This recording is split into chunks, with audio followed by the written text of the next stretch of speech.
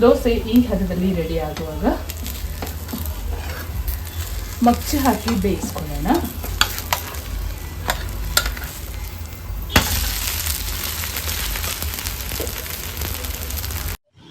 ನಮಸ್ತೆ ಎಲ್ಲರಿಗೂ, ಎಲ್ಲರನ್ನು ಸುಸಿಸ್ ಕಿಚನ್ಗೆ ಸ್ವಾಗತ ಮಾಡಿಕೊಂಡು ಇವತ್ತು ಅದ್ಭುತವಾದ ಅಡಿಗೆ ಮಾಡ್ತಾ ಇದ್ದೀನಿ.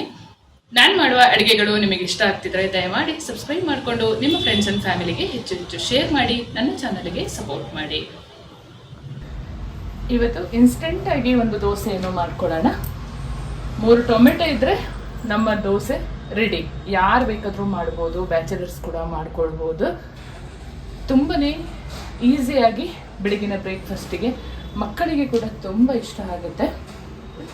ಇಲ್ಲಿ 3 ಟೊಮೆಟೊನ ಕಟ್ ಮಾಡಿ ಇಟ್ಕೊಂಡಿದ್ದೀನಿ. 1 ಕಪ್ಪಷ್ಟು ರವೆ ತೊಗೊಂಡಿದ್ದೀನಿ, ಅರ್ಧ ಕಪ್ಪಷ್ಟು ಅಕ್ಕಿ ಹಿಟ್ಟು, ಒಂದು 2 ಚಮಚದಷ್ಟು ಕಡಲೆ ಹಿಟ್ಟು, ಒಂದು 10 ಎಲೆ ಕರಿಬೇವು ಸೊಪ್ಪನ್ನು ಕಟ್ ಮಾಡಿ ಇಟ್ಕೊಂಡಿದ್ದೀನಿ, ಹಾಗೆ ಸ್ವಲ್ಪ ಕೊತ್ತಂಬರಿ ಸೊಪ್ಪು, ಶುಂಠಿನ ಸ್ವಲ್ಪ ತುರಿದು ಇಟ್ಕೊಂಡಿದ್ದೀನಿ, ಮತ್ತು ಸ್ವಲ್ಪ ಉಪ್ಪು ಪುಡಿ ಹಾಗೂ ಖಾರದ ಪುಡಿ. ಇವಾಗ ರುಬ್ಕೊಳ್ಳೋಣ. ಬೆಳಗಿನ ತಿಂಡಿ ಏನು ಮಾಡೋದು ಅಂದ್ಕೊಂಡು ತಲೆ ಕೆಡಿಸ್ಕೊಂಡಿರ್ತೀವಿ. ಮಕ್ಕಳ ಸ್ಕೂಲೆಲ್ಲ ಸ್ಟಾರ್ಟ್ ಆದಾಗ ಬೇಗ ಆಫೀಸ್ಗೆ ಹೋಗೋರಿಗೆಲ್ಲ ಈ ಥರದ ದೋಸೆನೊಮ್ಮೆ ನೀವು ಟ್ರೈ ಮಾಡಿ. ತುಂಬನೇ ಬೇಗನೆ ಮಾಡ್ಕೊಳ್ಬೋದು, ಅಷ್ಟೇ ರುಚಿಯಾಗಿರುತ್ತೆ, ಸಾಫ್ಟಾಗಿ ಕೂಡ ಇರುತ್ತೆ. ರವೆನ ಒಂದು ಮಿಕ್ಸಿ ಜಾರಿಗೆ ಹಾಕ್ಕೊಂಡು ಫಸ್ಟಿಗೆ 1-2 ರೌಂಡು ತಿರುಗಿಸ್ಕೊಳ್ಳೋಣ. ಅಕ್ಕಿ ಹಿಟ್ಟು ಸೇರಿಸ್ಕೊಳ್ಳೋಣ. ಟೊಮೆಟೊನ ಹಾಕೊಳ್ತಾ ಇದ್ದೀನಿ, ಕಡಲೆ ಹಿಟ್ಟು, ರುಚಿಗೆ ತಕ್ಕಷ್ಟು ಕಲ್ಲುಪ್ಪನ್ನು ಸೇರಿಸ್ಕೊಳ್ತಾ ಇದ್ದೀನಿ, 1 ಚಮಚ ಅಚ್ಚ ಖಾರದ ಪುಡಿಯನ್ನು ಸೇರಿಸ್ಕೊಳ್ಳೋಣ. ಹಸಿರು ಮೆಣಸಿನಕಾಯಿ ಬೇಕಾದ್ರೆ ಹಾಕೊಳ್ಬೋದು. 1 ಚಿಟಿಕೆಯಷ್ಟು ಅರಿಶಿನ ಕೂಡ ಹಾಕೊಳ್ಳೋಣ. ಸ್ವಲ್ಪ ನೀರು ಹಾಕ್ಕೊಂಡು ರುಬ್ಕೊಳ್ಳೋಣ. ರುಬ್ಬಿದ ದೋಸೆ ಹಿಟ್ಟನ್ನು ಒಂದು ಬೌಲಿಗೆ ಸೇರಿಸ್ಕೊಳ್ಳೋಣ. ಸ್ವಲ್ಪ ನೀರು ಹಾಕಿ ಸೇರಿಸ್ಕೊಳ್ಳೋಣ.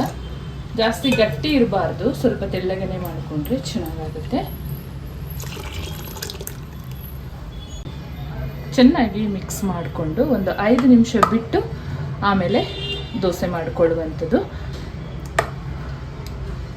ಒಂದೊಳ್ಳೆ ಚಟ್ನಿನ ಕೂಡ ರೆಡಿ ಮಾಡ್ಕೊಳ್ಳೋಣ. ನಾನು ಹಸಿರು ಟೊಮೆಟೊದಿಂದ ಚಟ್ನಿ ಮಾಡ್ಕೊಳ್ತೀನಿ, ಅದರ ರೆಸಿಪಿ ಡೀಟೇಲ್ಸ್ ಕೂಡ ಅಪ್ಲೋಡ್ ಮಾಡ್ತೀನಿ. ತುಂಬಾ ಚೆನ್ನಾಗಿರುತ್ತೆ ಇದರ ಜೊತೆಗೆ ಕಾಂಬಿನೇಷನ್. ಕಟ್ ಮಾಡಿದ ಕರಿಬೇವು ಸೊಪ್ಪು, ಕೊತ್ತಂಬರಿ ಸೊಪ್ಪು, ಸ್ವಲ್ಪ ಶುಂಠಿನ ತುರಿದಿಟ್ಕೊಂಡಿದ್ವಲ್ಲ ಅದನ್ನು ಸೇರಿಸ್ಕೊಳ್ಳೋಣ. ಒಂದು 1/4 ಚಮಚದಷ್ಟು ಜೀರಿಗೆ ಸೇರಿಸ್ಕೊಳ್ಳೋಣ. ಚೆನ್ನಾಗಿ ಮಿಕ್ಸ್ ಮಾಡಿ ಒಂದು 5 ನಿಮಿಷ ಬಿಡೋಣ. ತುಂಬಾ ಬೇಗ ಆಗುತ್ತೆ ಇದು. ಚಟ್ನಿ ದೋಸೆಯಿಂದ ಒಂದು 10 ನಿಮಿಷ ಎಲ್ಲ ಸಾಕು. ಚಟ್ನಿ ಮಾಡ್ಕೊಳ್ಳೋಕ್ಕೆ 2 ಚಮಚದಷ್ಟು ನೆಲಗಡಲೆ ಹಾಕ್ಕೊಂಡು ಹುರ್ಕೊಂಡಿದ್ದೀನಿ.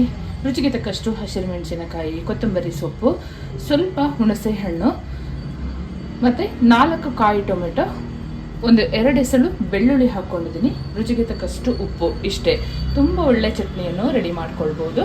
ನಾನು ಆಗಲೇ ಹೇಳಿದಾಗೆ ಇದರ ಡೀಟೇಲ್ಸ್ ವಿಡಿಯೋನ ನಾನು ಅಪ್ಲೋಡ್ ಮಾಡ್ತೀನಿ. ಒಂದು ಮಿಕ್ಸಿ ಜಾರಿಗೆ ಸೇರಿಸ್ಕೊಂಡು ನೈಸಾಗಿ ಗ್ರೈಂಡ್ ಮಾಡ್ಕೊಳ್ಳೋಣ.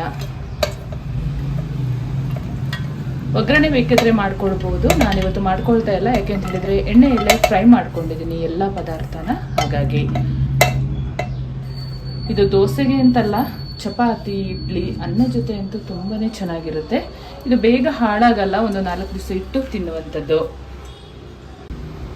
ಸ್ವಲ್ಪ ನೀರು ಸೇರಿಸ್ಕೊಳ್ಳೋಣ. ಈ ಹದದಲ್ಲಿ ಚಟ್ನಿನ ರುಬ್ಕೊಂಡು ಒಂದು ಬೌಲಿಗೆ ಸೇರಿಸ್ಕೊಳ್ಳೋಣ. ನಮ್ಮ ಇನ್ಸ್ಟೆಂಟ್ ದೋಸೆಗೆ ರುಬ್ಬಿಟ್ಟು 5 ನಿಮಿಷ ಆಗಿದೆ. ಇವಾಗ ಸ್ವಲ್ಪ ನೀರು ಸೇರಿಸ್ಕೊಳ್ಳೋಣ. ಈರುಳ್ಳಿ ಬೆಳ್ಳುಳ್ಳಿ ತಿನ್ನದವರಿಗೆ ಕೂಡ ಇದೊಂದು ಒಳ್ಳೆಯ ಬ್ರೇಕ್ಫಾಸ್ಟ್ ಅಂತಲೇ ಹೇಳ್ಬೋದು. ನಾನು ಚಟ್ನಿಗೆ ಬೆಳ್ಳುಳ್ಳಿ ಹಾಕಿದೆ, ಅದನ್ನು ಸ್ಕಿಪ್ ಮಾಡಿಕೊಂಡು ನೀವು ಚಟ್ನಿ ಮಾಡ್ಕೊಳ್ಬೋದು. ಅದನ್ನು ಕೂಡ ನನಗೆ ಕೇಳ್ತಾ ಇದ್ರು, ಈರುಳ್ಳಿ ಬೆಳ್ಳುಳ್ಳಿ ಹಾಕದೆ ರೆಸಿಪಿ ಮಾಡಿ ತೋರಿಸಿ ಮೇಡಮ್ ಅಂತ. ಇವತ್ತು ಅದಕ್ಕೆ ಅವಕಾಶ ಸಿಕ್ಕಿದೆ ನನಗೆ. ಇವಾಗ ದೋಸೆ ಮಾಡ್ಕೊಳ್ಳೋಣ. ಒಂದು ತವಾ ಬಿಸಿಗೆ ಇಟ್ಕೊಂಡಿದ್ದೀನಿ. ತವಾ ಬಿಸಿ ಆಗಿದೆ. ಸ್ವಲ್ಪ ನೀರು ಹಾಕ್ಕೊಂಡು ಒಂದು ಕಾಟನ್ ಬಟ್ಟೆಯಿಂದ ಚೆನ್ನಾಗಿ ಒರೆಸ್ಕೊಳ್ಳೋಣ. ದೋಸೆ ಹಾಕೊಳ್ಳೋಣ.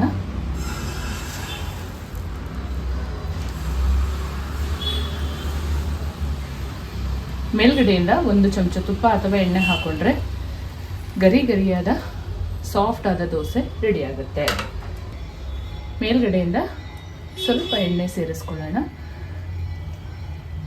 ಮುಚ್ಚಿ ಬೇಯಿಸ್ಕೊಳ್ಳೋಣ. ರುಚಿಯಾದ ದೋಸೆ ನೋಡಿ ಈ ರೀತಿಯಲ್ಲಿ ರೆಡಿಯಾಗಿದೆ. ನನ್ನ ಫ್ರೆಂಡ್ಸ್ ತುಂಬ ಜನ ಜೈನ್ಸ್ ಇದ್ದಾರೆ. ಅವರು ನನ್ನನ್ನು ಕೇಳ್ತಾ ಇದ್ರು, ಈರುಳ್ಳಿ ಬೆಳ್ಳುಳ್ಳಿ ಹಾಕದೆ ಒಂದು ರೆಸಿಪಿ ಮಾಡಿ ನಾವು ಟ್ರೈ ಮಾಡ್ತೀವಿ ಅಂತ. ಎಲ್ಲವನ್ನು ಇದೇ ರೀತಿಯಲ್ಲಿ ಮಾಡ್ಕೊಳ್ಳೋಣ.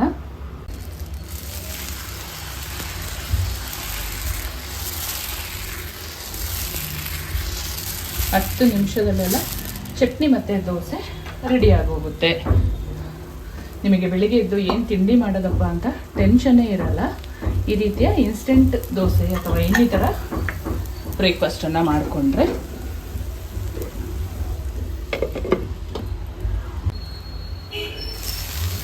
ಒಂದೇ ಬದಿ ಬೆಂದರೆ ಸಾಕು, ಮಚ್ಚಿ ಹಾಕಿ ಬೇಯಿಸ್ಕೊಳ್ಳೋದು ಬೇಡ ಅಂತ ಹೇಳಿದ್ರೆ ಈ ರೀತಿಯಲ್ಲಿ ಕ್ರಿಸ್ಪಿಯಾಗಿ ರೆಡಿ ಮಾಡ್ಕೊಳ್ಬೋದು. ನೋಡಿ ಎಷ್ಟು ಸೂಪರಾಗಿ ರೆಡಿಯಾಗಿದೆ ಅಲ್ಲ. ಎಷ್ಟು ಅದ್ಭುತವಾದ ಕ್ರಿಸ್ಪಿಯಾದ ತುಂಬನೇ ಬೇಗ ಮಾಡಿಕೊಡುವಂಥ ಇನ್ಸ್ಟೆಂಟ್ ದೋಸೆ, ರವೆ ದೋಸೆ ಅಂತಲೂ ಹೇಳ್ಬೋದು ಅಥವಾ ಟೊಮೆಟೊ ದೋಸೆ ಅಂತಲೂ ಹೇಳ್ಬೋದು. ನಾನು ಸ್ವಲ್ಪ ಆಲೂಗೆಡ್ಡೆನ ಸಣ್ಣ ಸಣ್ಣದಾಗಿ ಕಟ್ ಮಾಡಿ ಪಲ್ಯ ಕೂಡ ಮಾಡಿದ್ದೆ. ಹಾಗೆ ಚಟ್ನಿನೂ ರೆಸಿಪಿ ನಿಮಗೆ ಹಾಕ್ತೀನಿ ನಾನು, ನೀವು ನೋಡ್ಬೋದು. ನೋಡಿ ಬಿಸಿ ಬಿಸಿಯಾಗಿ ಕ್ರಿಸ್ಪಿಯಾಗಿ ಎಷ್ಟು ಚೆನ್ನಾಗಿದೆ ಅಂತ ನೋಡ್ಬೋದು. ತುಂಬನೇ ಈಸಿಯಾಗಿ ಮಾಡ್ಕೊಳ್ಬೋದು, ಅಷ್ಟೇ ರುಚಿಯಾಗಿರುತ್ತೆ.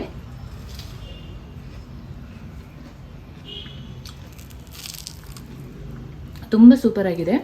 ಇದಕ್ಕೇನು ಪಲ್ಯ ಚಟ್ನಿ ಬೇಕು ಅಂತಲೇ ಇಲ್ಲ, ಹಾಗೆಯೇ ತಿನ್ಬೋದು. ಮಕ್ಕಳಿಗೆಲ್ಲ ತುಂಬ ಇಷ್ಟ ಆಗುತ್ತೆ. ಬೆಳಗಿನ ಬ್ರೇಕ್ಫಾಸ್ಟಿಗೆ ಆಗಿರ್ಬೋದು, ಆಫೀಸಿಗೆ ಹೋಗುವಾಗಾಗಿರ್ಬೋದು ಇದನ್ನು ಮಾಡ್ಕೊಳ್ಬೋದು. ಮತ್ತು ಡಯಾಬಿಟಿಕ್ ಪೇಷಂಟ್ ಇರ್ತಾರಲ್ಲ, ಅವರಿಗೆ ದಿನ ಒಂದೇ ಥರದ ತಿಂಡಿ ಎಲ್ಲ ಮಾಡಿಕೊಟ್ಟು ಬೇಜಾರಾಗಿದ್ದರೆ ಈ ಥರದ ದೋಸೆ ಒಮ್ಮೆ ಟ್ರೈ ಮಾಡಿ. ಅದನ್ನೇ ಅಕ್ಕಿ ಹಿಟ್ಟನ್ನ ಸ್ಕಿಪ್ ಮಾಡಿ ಅದರ ಬದಲು ಸ್ವಲ್ಪ ಮೊಸರನ್ನು ಹಾಕ್ಕೊಳ್ಳಿ, ತುಂಬಾ ಚೆನ್ನಾಗಿರುತ್ತೆ. ಒಮ್ಮೆ ನೀವು ಟ್ರೈ ಮಾಡಿ. ನಾನು ಮಾಡುವ ಅಡುಗೆಗಳು ನಿಮಗೆ ಇಷ್ಟ ಆಗ್ತಿದ್ರೆ ದಯಮಾಡಿ ಸಬ್ಸ್ಕ್ರೈಬ್ ಮಾಡಿಕೊಂಡು ನಿಮ್ಮ ಫ್ರೆಂಡ್ಸ್ ಆ್ಯಂಡ್ ಫ್ಯಾಮಿಲಿಗೆ ಹೆಚ್ಚು ಹೆಚ್ಚು ಶೇರ್ ಮಾಡೋದನ್ನು ಮರಿಬೇಡಿ. ಹಾಗೆ ಲೈಕ್ ಮಾಡಿಕೊಂಡು ವಿಡಿಯೋ ವಾಚ್ ಮಾಡಿ. ಮುಂದೆ ಅದ್ಭುತವಾದ ಹೊಸ ಅಡುಗೆಯೊಂದಿಗೆ ನಿಮ್ಮನ್ನು ಭೇಟಿ ಮಾಡ್ತೀನಿ. ಅಲ್ಲಿವರೆಗೂ ತುಂಬ ಹೃದಯದ ಧನ್ಯವಾದಗಳು.